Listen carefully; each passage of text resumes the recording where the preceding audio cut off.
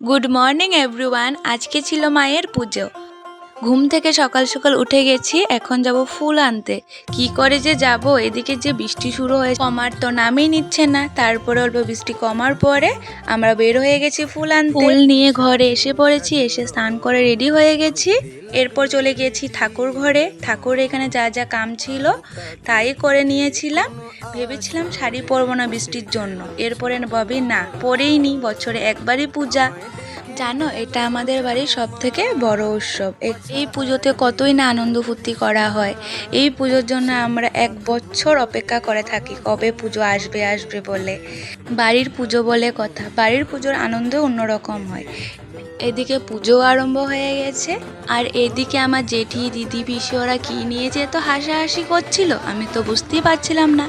প্রসাদও তৈরি হয়ে গেছে, কিন্তু জানো এই প্রসাদ মাকে দেওয়া হয় না। আমাদের মাকে জালের জিনিস দেওয়ার কোনো নিয়মই নেই।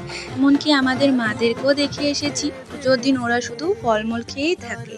আর এই প্রসাদগুলো যারা প্রসাদ নিতে আসবে ওদের জন্য। বলতে বলতে পুজোও শেষ হয়ে গেছে।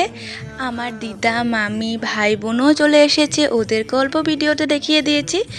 সন্ধ্যাবেলা দুধ কলাও দেওয়া হয়ে গেছে। আজকে পুজোর শেষ দিন, আজকে লাস্ট পুঁথি পড়া হবে আমাদের বাড়ি।